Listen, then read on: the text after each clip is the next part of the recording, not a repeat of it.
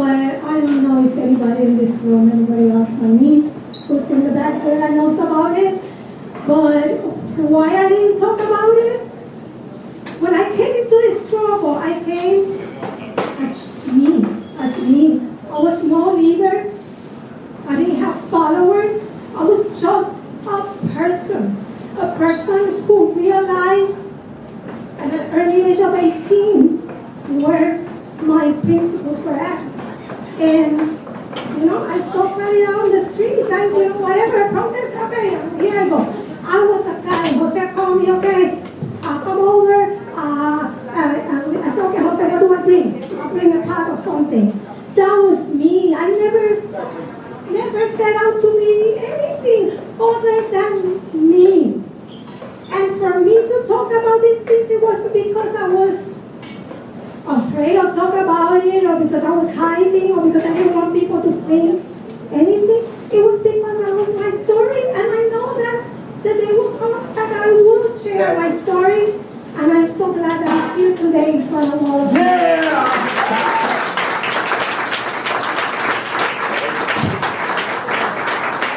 So, Margaret, you obviously moved to Chicago with a little bit of push.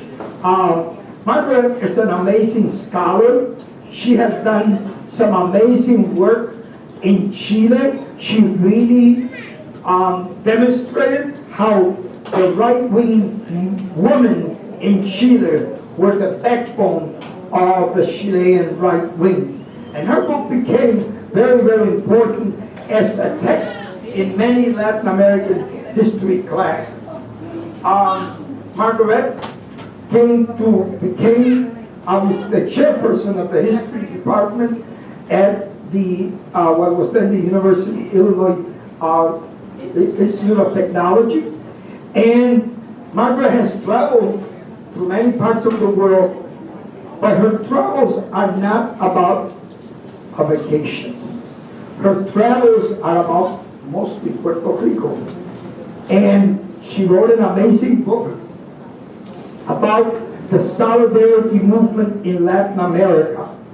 And in many ways, that book speaks to what I believe is the most important thing of Latin America, because when we talk about ICE coming here to the Puerto Rican Museum, or Jesse Fuentes confronting an ICE agent, it doesn't come out of nothing. It comes out of a history that's deeply embedded in us as a people of solidarity. And I think that from a scholarly position, Margaret brings this out in her book. But Margaret, if you want, can you tell your, obviously I know that you already did about what you came to Chicago. What were your impressions of the movement and what was happening at that time? Okay, thank you, Jose. I also want to mention Howie Emmer, who's sitting right here. Yes. Yeah. He was part of this work as well. He was in Prairie Fire Organization in Los Angeles, and he moved here along with Nancy Kirshan. And we came because we were an anti-imperialist organization, and as such, we understood the incredible importance of the Puerto Rican liberation movement, not just to achieve the independence of Puerto Rico, but also to weaken the U.S. empire. And what we wanted to do was contribute in any way we could to undermining and actually eliminating and destroying the U.S. empire, which has made us somewhat unique among the left in this country, because I think people were, say, willing to support the FSLN in Nicaragua or to support the resistance in Chile, but they were not willing, I'm talking about the white left especially, they were not willing to support the orange movement in Puerto Rico, but especially, most especially in the United States. And when we first came here, my level of difficulty was nothing compared to theirs, but there was this thing, we were pariahs on the left. Nobody wanted to have anything to do with us because we were associated with the FALN.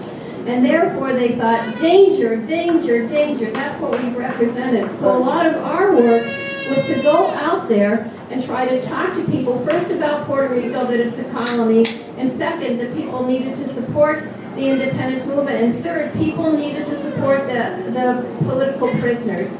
And you get all this pushback. They're not prisoners of war. There's not a war. You know, all this stuff. So we spend a lot of time. And some of the things we did was wheat pasting. And wheat pasting is not something that I think anybody does nowadays. But I brought some show and tell. You might know this one. Can you hear me in the back? Yeah. Okay. Because I'm a teacher. So no worries. So wheat pasting is you get a bucket. You get a brush. You'd always say, I'm not going to get messy tonight. You go out in the middle of the night and then you already have people doing security to watch out because the police were coming, and you're always worried,